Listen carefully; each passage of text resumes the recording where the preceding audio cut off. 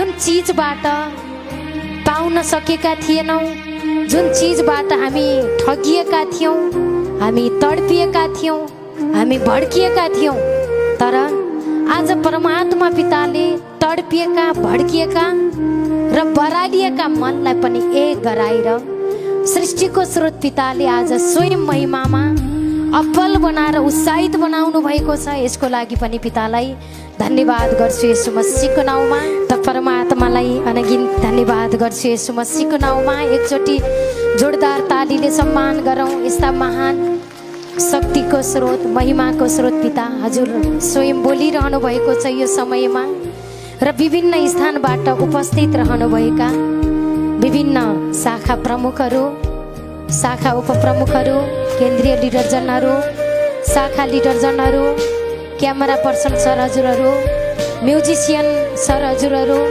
लगायत विभिन्न सङ्घ संस्थामा आबद्ध रहनुभएका, क्रियाशील रहनुभएका सम्पूर्ण महानुभावहरू र परमात्माका आत्मिक सन्तानहरूमा एकमुष्टमा म शिर झुकाएर नमस्कार गर्न चाहन्छु।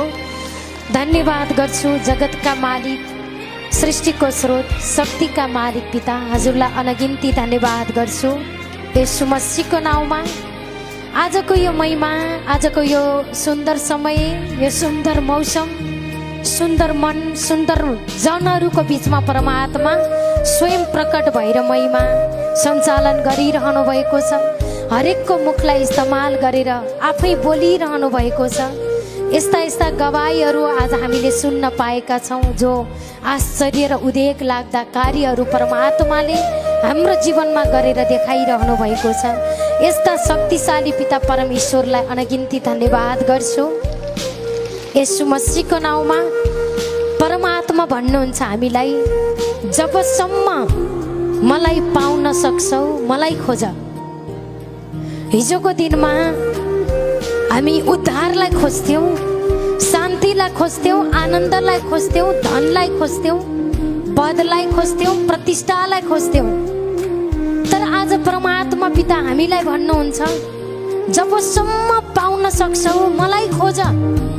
जब मलाई प्राप्त गर्यौ सब कुरा प्राप्त गरिसक्यौ, जब मलाई पायौ, जब मेरो वचन पायौ, जब मेरो आत्माको कनेक्सन पायौ, जब मेरो आत्माको शक्तिलाई पायौ, जब मेरो आत्माको शान्तिलाई पायौ, त जब आत्मा पाएपछि सबै कुरा तिमीहरूको जीवनमा जति पनि चाहिएका खाँचोहरू, घटी कमीहरूलाई पुरा गर्ने काम मैले गरिसकेको छु।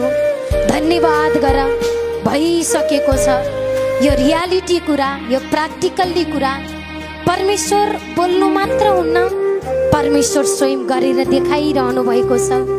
यो वचन आत्मा हो। यो आत्माको वचनलाई हामी जब आत्मैबाट ग्रहण गर्छौँ, जससँग परमात्माको आत्मा छ उसले यो आत्माको वचनलाई सम्हाल्न सक्छ, आफूतिर लिन सक्छ, आफूतिर अँगाल्न सक्छ र आफूले अंगीकार गर्न सक्छ।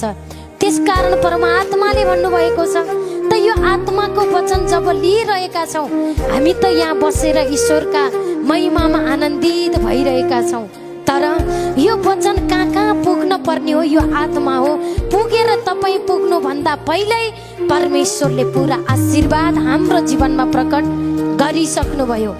यो रहस्य, यो लुकेर बसेको रहस्य लुकेको थियो, हाम्रो अगाडि थाहा थिएन। हामी जे पनि चिजमा हामी लागेका थियौँ संसारको र शारीरिक सोचमा थियौँ, तर परमात्मालाई धन्यवाद गर्छु येशू मसीहको नाउँमा। यो वचनलाई बुझ्नलाई पनि आत्मा चाहिन्छ, यो वचन आत्मा हो।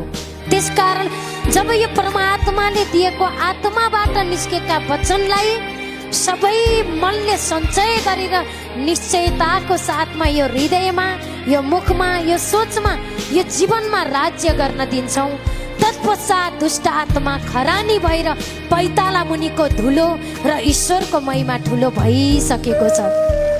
यो महानता, यो शक्ति, यो शान्ति, यो आनन्द, यो आश्चर्य र उदेक लाग्दो कार्य एकमात्र परमेश्वरले तपाईँ हाम्रो जीवनमा गरिरहनु भएको छ। अहिले चलिरहेको छ, अहिले भइरहेको छ। धन्यवाद पिता, उपचार पाइरहेको छु। धन्यवाद पिता, मन बदलिसक्नुभयो।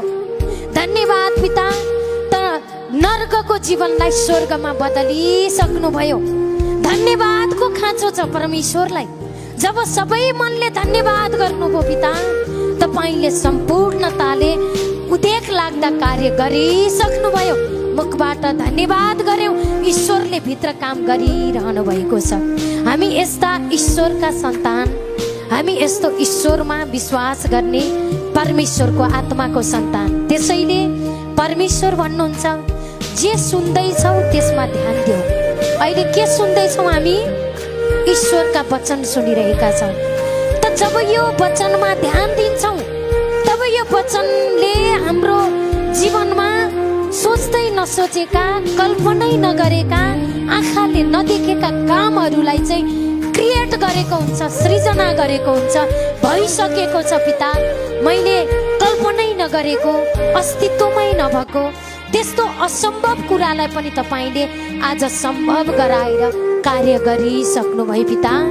तपाईद्वारा म उपचार गराउन चाहन्छु, तपाईद्वारा असल मन भएर चल्न चाहन्छु, तपाईको सोचलाई प्रयोग गर्न चाहन्छु, तपाईको आत्माबाट चल्न चाहन्छु, तपाईले दिनुभएको आत्माको वचनलाई बुझेर अगाडि बढ्न चाहन्छु पिता। यो चाहतलाई मसीहमा पुरा गरिसक्नुभयो।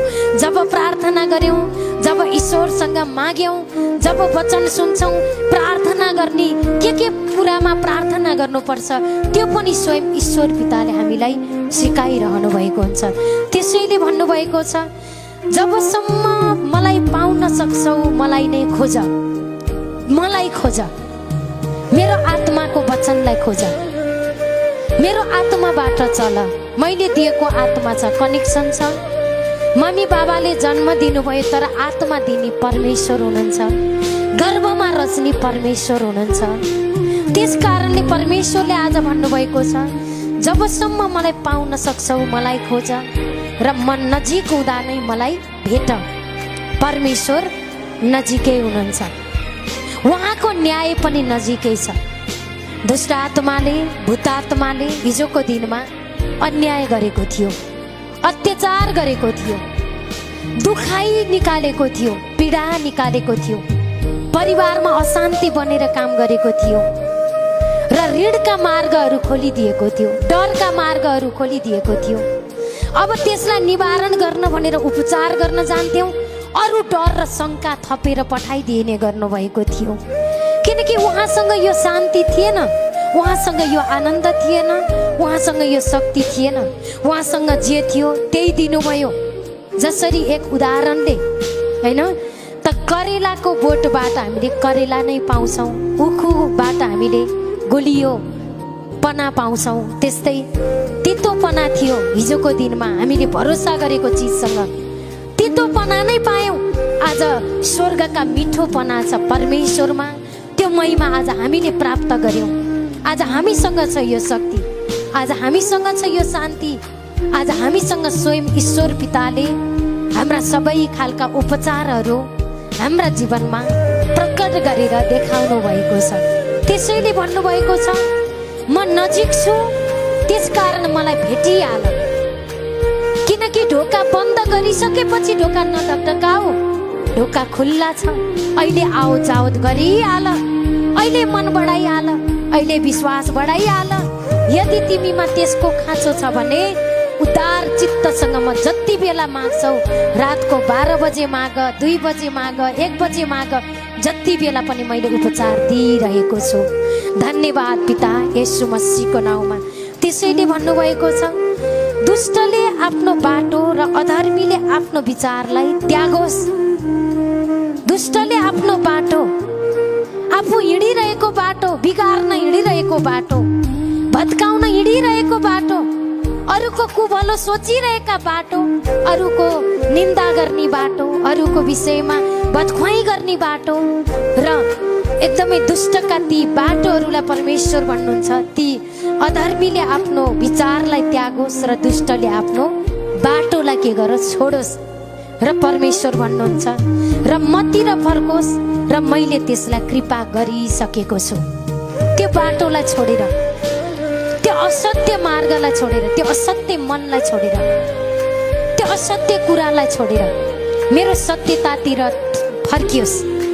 सत्य म मात्र छु यो जगतमा। परमेश्वर भन्नुहुन्छ